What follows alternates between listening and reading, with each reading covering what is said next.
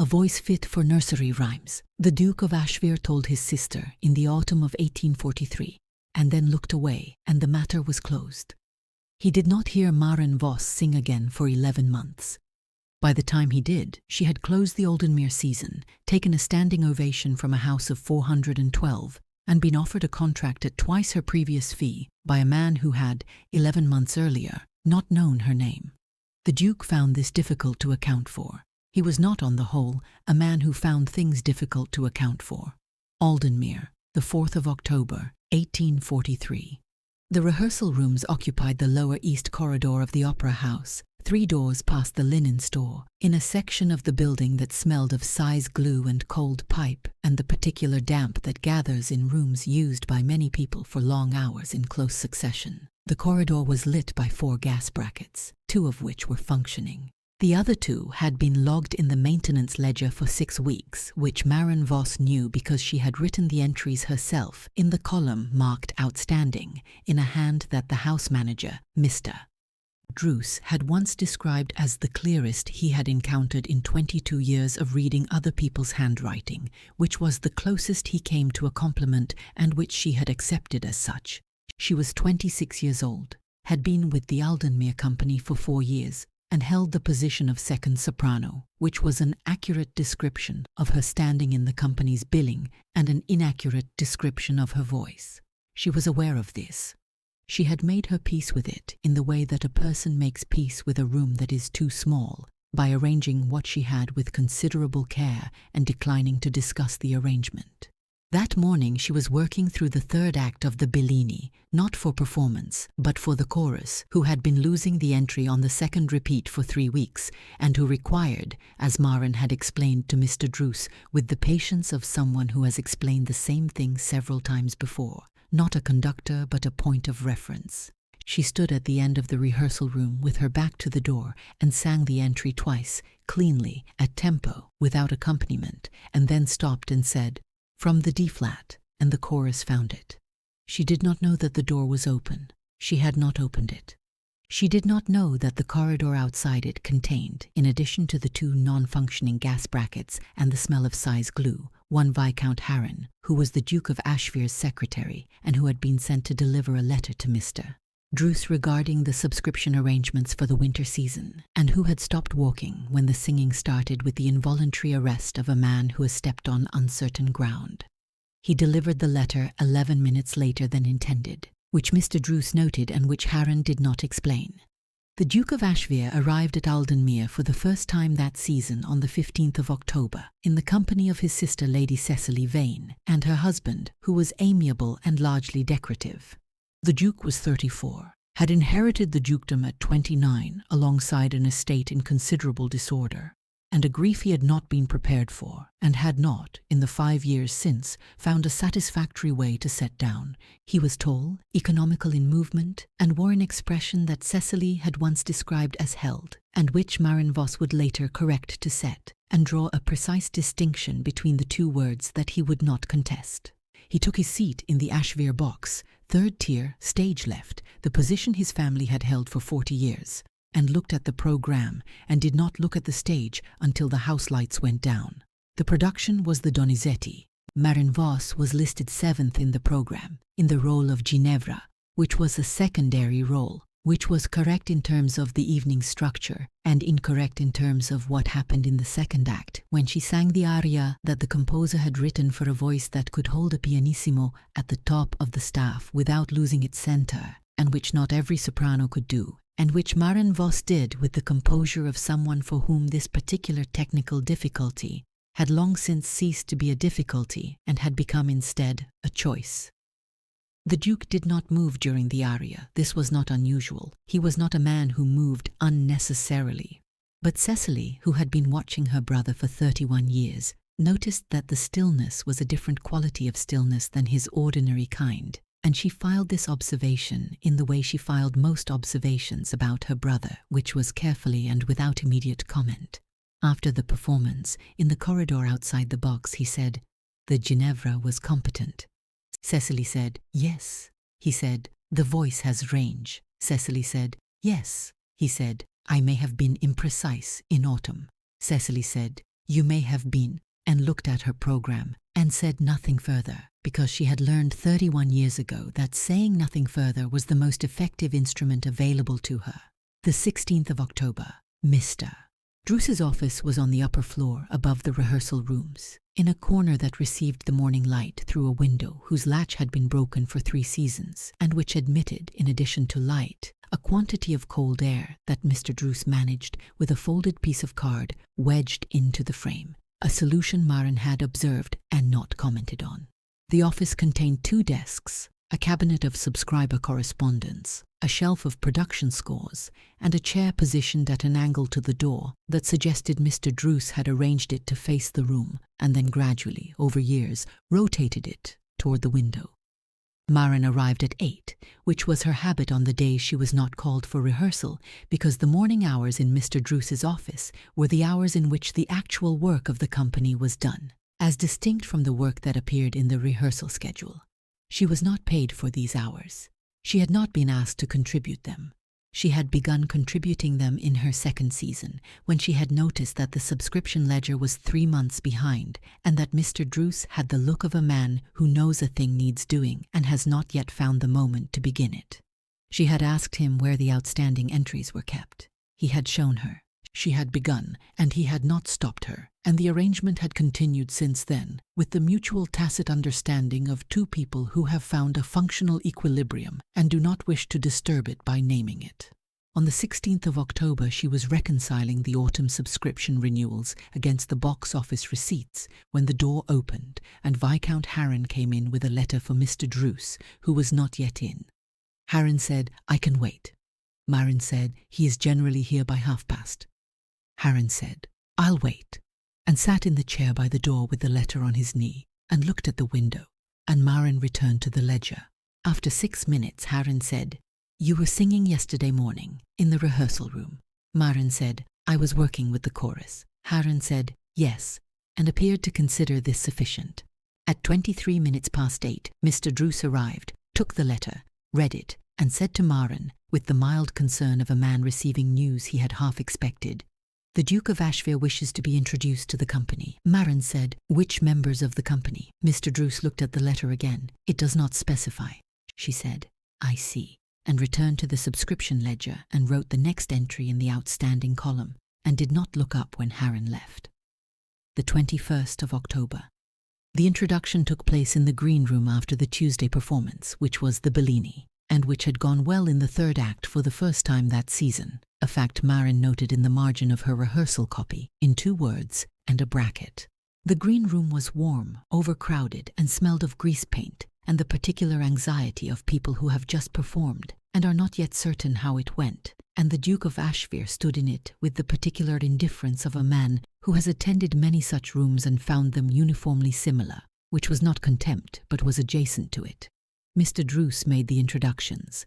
The Duke received them with a courtesy that was genuine and brief.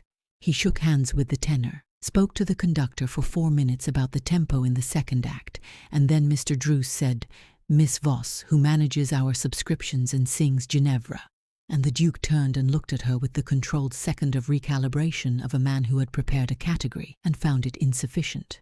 He said, "Miss Voss." She said, "Your Grace." He said, "The 3rd act was well handled." She said, "The chorus found the entry." He said, "I meant the aria." She said, "Yes, I know," and looked at him with the frank assessment of someone who has not been trained to look elsewhere, and he did not look away, which was the first thing she noticed about him. He said, "You manage the subscriptions." She said, "Among other things." He said, "What other things?" She said, "The production ledger, the rehearsal schedule when Mr. Druce is occupied, the correspondence with the printers for the programs, and the outstanding maintenance log, which is currently 8 items behind." He said, 8.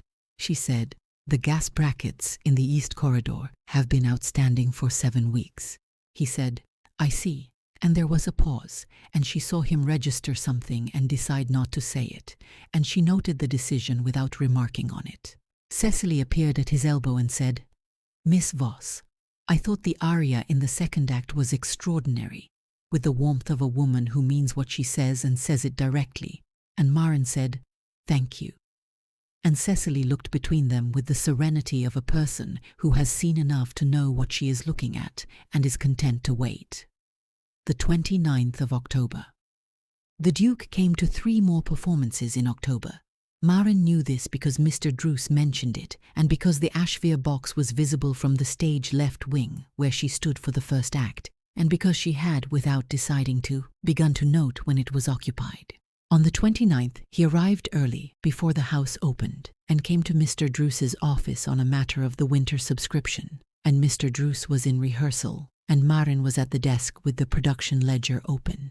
She said, "He will be 20 minutes. He said, "I'll wait," and sat in the chair by the door, which was the chair Harren had occupied, and which was positioned at an angle that gave a clear sightline to the desk. She returned to the ledger. After 4 minutes he said, "What are you working on?" She said, "The December program. The printer needs the final list by the 5th of November. He said, "What is on the 5th of December?" She said, "The Verdi, the Trovatore. We open with the Leonora, Miss Ashby, and the Azucena will be Madame Frey, who is contracted through to February." He said, "And Ginevra?" She said, "There is no Ginevra in the Trovatore." He said, "No," and was quiet for a moment, and then said, "What would you sing if you were choosing?" She looked up from the ledger. He was looking at the window, not at her, with the expression she had begun to think of as set rather than held, which was a distinction she had not yet made aloud. She said, "The Violetta." He said, "In the Traviata." She said, "Yes." He said, "Have you sung it?" She said, "Not here." He said, "Where?" She said, "In Hamburg, in 1840. I was 23. The company was small and the house seated 140. He said, "And?" She said, "And it went well." With the economy of someone who has learned that elaboration is not always received as it is offered. He said, "I imagine it did," in the same flat register he used for facts, and she looked at him again, and he was still looking at the window, and she returned to the ledger, and they did not speak again until Mr. Druce came in. The 3rd of November. The shared room was Mr. Druce's office, which was also not quite a shared room since it was Mr. Druce's office, and Maren occupied it by habit and mutual agreement rather than assignment, but it was the room where every honest conversation happened, and it had a door that was left at an angle that was not quite closed and not quite open, which was the precise angle propriety required, and which both of them, without discussion, observed. On the 3rd of November, Mr. Druce left at 4:30 for a meeting with the theatre's Board of Governors, and the Duke, who had come to discuss the winter subscription, and had been discussing it for 40 minutes with Mr. Druce while Maren worked at the second desk, did not leave when Mr. Druce did, and Maren did not suggest he should. He moved to the chair that faced the room rather than the window, which was a small adjustment and which she noticed.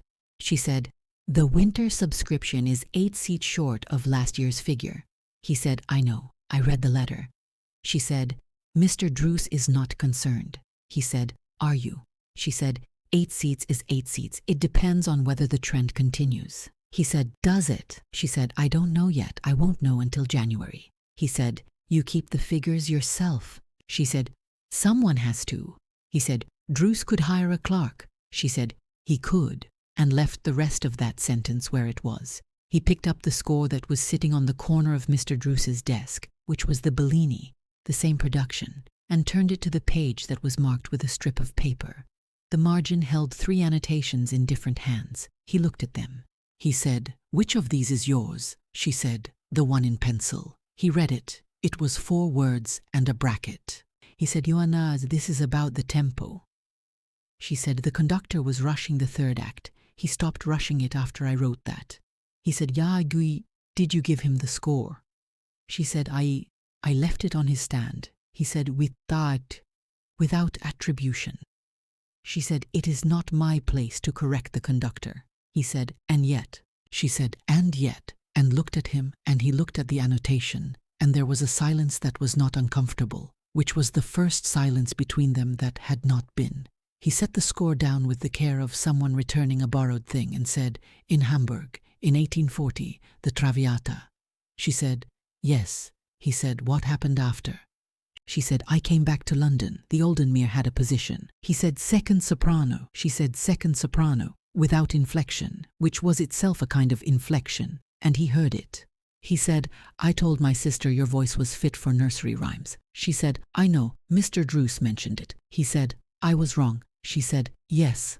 He said, I should have. She said, you had not heard me. It is difficult to be right about a thing you have not heard. He said, that is more generous than it needs to be. She said, it is accurate, and returned to the ledger, and he sat in the chair that faced the room, and after a while he picked up the score again and read the rest of the annotations, and neither of them spoke, and the door remained at the angle propriety required. The 14th of November.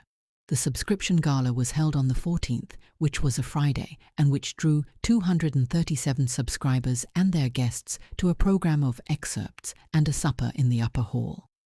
Maren sang 2 pieces, the second of which was the Violetta, the Act 2 aria, which she had not performed in London before, and which Mr. Druce had put on the program without consulting her, which she had accepted with the composure of someone who has been offered a thing they wanted and is not going to make anything of the manner of the offering. The Duke was in the 3rd row. She did not look at him during the aria, which was correct and which required some management in the 2nd verse, when the hall had gone very quiet in the way that halls go quiet when the people in them have stopped thinking about being in a hall. She finished. The applause was immediate and not polite. It was the other kind, the kind that means something has happened, and she acknowledged it with the brief nod of someone who has been trained to receive applause and who is not, in this particular moment, thinking about the training.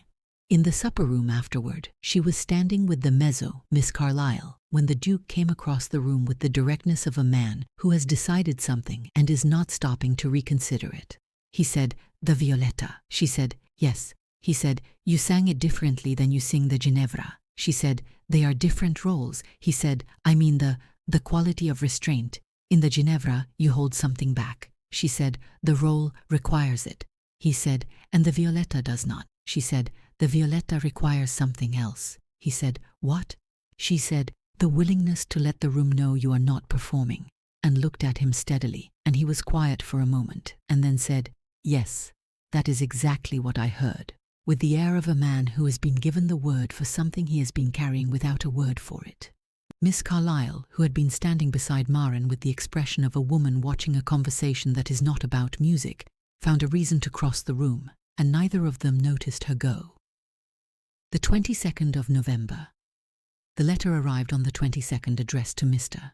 Druce, from the management of the Hartwell Theatre, which was the larger house, the one with 900 seats and a permanent orchestra and a reputation that extended to the continent. The letter contained an offer. The offer was for Maren. Mr. Druce read it, set it on the desk, and said, you should know that this exists. She read it. The figure was specific, £140 for the winter season, which was twice what she was paid at Aldenmere, and which represented a fact she did not look away from.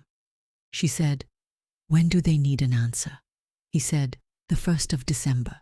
She said, I see, and set the letter down and returned to the subscription ledger, and Mr. Druce watched her with the patience of a man who knows better than to speak.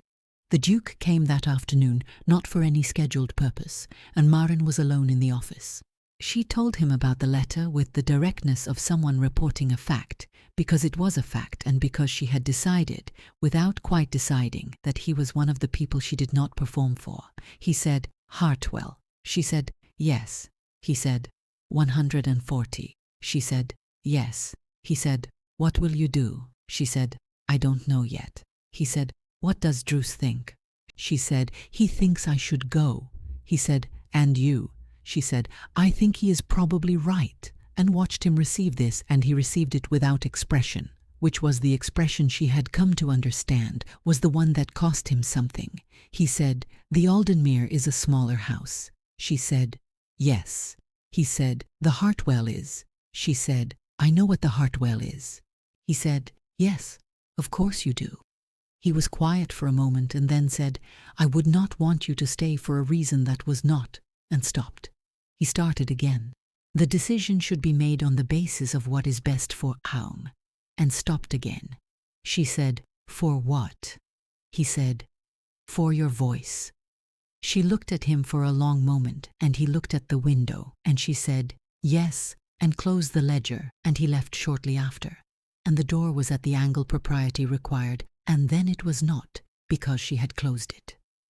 The 27th of November.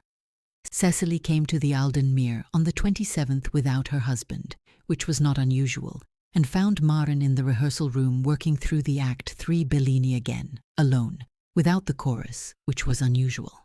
Cecily sat in the chair by the door and waited until Maren stopped. She said, "My brother is not good at saying things."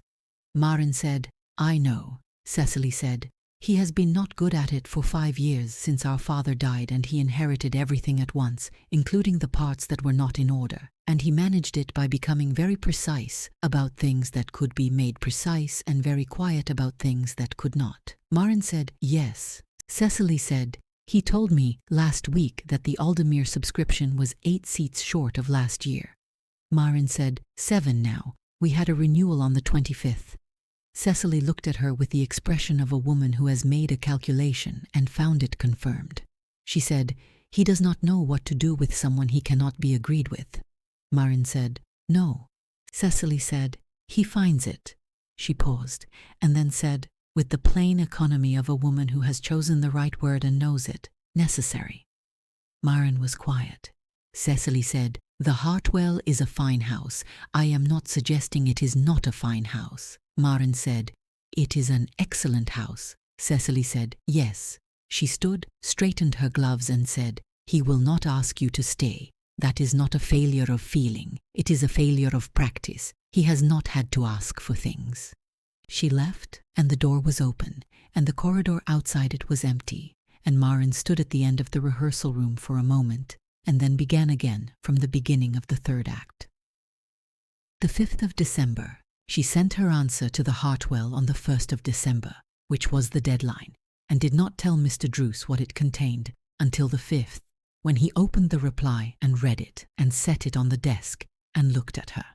He said, "You declined." She said, "I declined." He said, "On what grounds?" She said, "Prior commitments." He said, "You do not have prior commitments." She said, "I have the winter season." He said, "The winter season is not a prior commitment. It is a continuation of your current arrangement." She said, "Yes."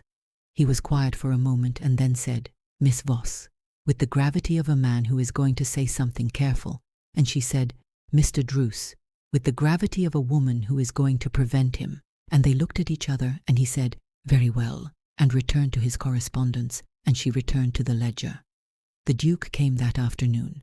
She told him she had declined the Hartwell. He said, "I know, Harren heard from their management." He was standing at the window, not at the chair. He said, "Why?" She said, "I told Mr. Druce. Prior commitments." He said, "You told him that?" She said, "Yes." He said, "That is not a reason." She said, "It is the reason I gave." He turned from the window. He said, "Maren."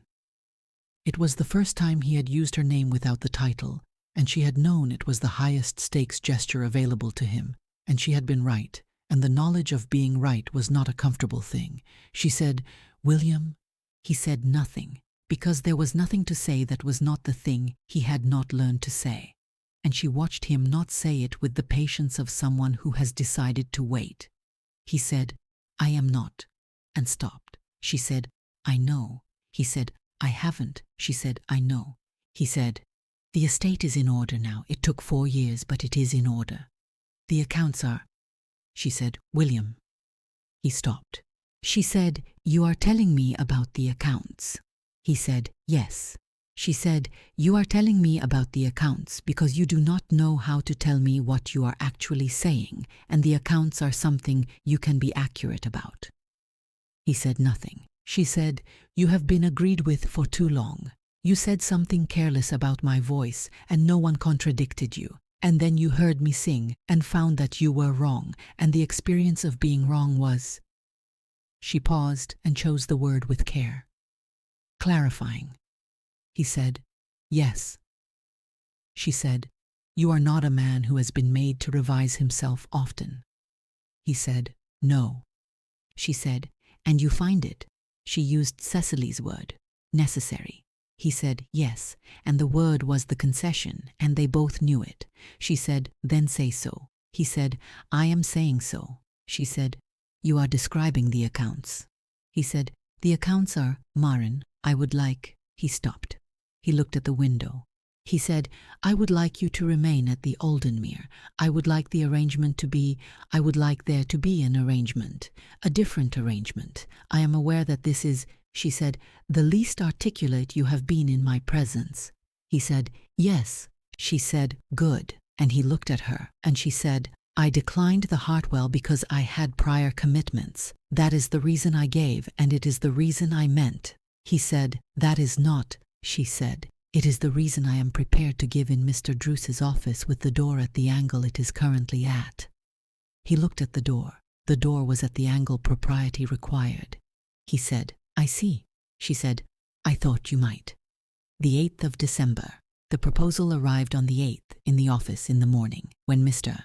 Druce was at the board meeting, and the light through the broken latched window was doing the specific thing that December morning light does in a room facing east, which is to come in low and honest and illuminate the dust on things.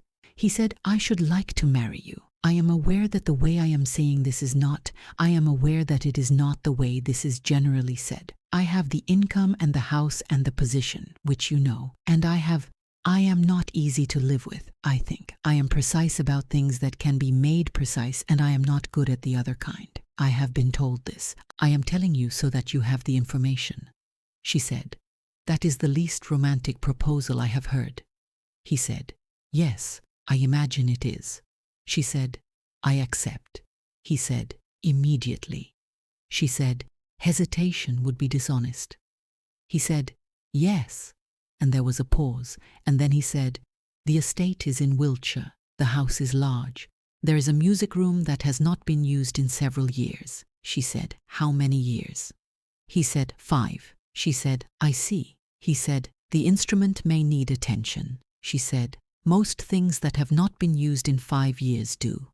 He said, "Yes." And there was another pause, and then he said, "I should speak to Druce about the season." She said, "He will want to know before Christmas." He said, "I will speak to him this week." She said, "He will not be surprised." He said, "No?"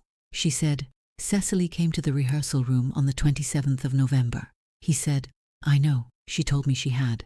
She said, "What did she tell you she said?" He said, "She told me she had said nothing of consequence." Maren looked at him. "She said nothing of consequence," she agreed, and he looked at her, and the expression on his face was the one she had not seen before, which was not held and not set, but something else, something that had not had occasion to appear for some time, and she looked at it for a moment and then returned to the ledger, because there was work to do. He sat in the chair that faced the room. After a while he said, "Cesily arranged this." She said, "She arranged several things." He said, "From the beginning." She said, "I think from before the beginning. I think she arranged for you to be in the box on the 15th of October. He said, "She told me the Donizetti was worth attending." She said, "Yes." He said, "I had not intended to come until November." She said, "I know. Mr. Druce mentioned it." He was quiet for a moment and then said, "She will be insufferable." She said, "She will be serene, which is worse." He said, "Yes," and she heard him smile, which was not the same as seeing it, but was, she had found, sufficient. Cesily, when informed, was serene. She said, "I am very glad," in the tone of a woman reporting a thing she has known for some time, and refused to be thanked, and changed the subject to the winter program, and asked whether the Violetta was being considered for the spring season, and Maren said it was, and Cesily said, "Good," and that was the end of it. The 14th of December. The Aldenmere closed its autumn season on the 14th with the Bellini, the same production, the same third act that had been losing the entry for 3 weeks in October and had found it, and the house was full, and the applause at the end of Maren's aria was the kind that does not start immediately but starts instead after a second's silence, which is the more significant kind. The Duke was in the Ashvere box. He was there for the whole performance, and he did not move during the aria. And the stillness was the same quality of stillness Cesily had noticed in October, except that Cesily was sitting beside him this time and could see his face, and what was on it was not the controlled distance of a man withholding a judgment, but the plain attention of a man who has revised his judgment and is no longer managing the revision. Afterward in the corridor he said to Maren, "The third act." She said, "The chorus found the entry." He said, "I meant the aria." She said, "I know." And he looked at her, and she looked at him, and Cecily looked at her program. He said, "Fit for nursery rhymes." She said, "That was the assessment." He said, "It was wrong." She said, "Yes." He said, "It was the most wrong I have been." She said, "In 11 months." He said, "In considerably longer than that." And she considered this, and found it accurate, and accepted it as such. 4 years later, the music room at the Wiltshire house had required, as predicted, attention.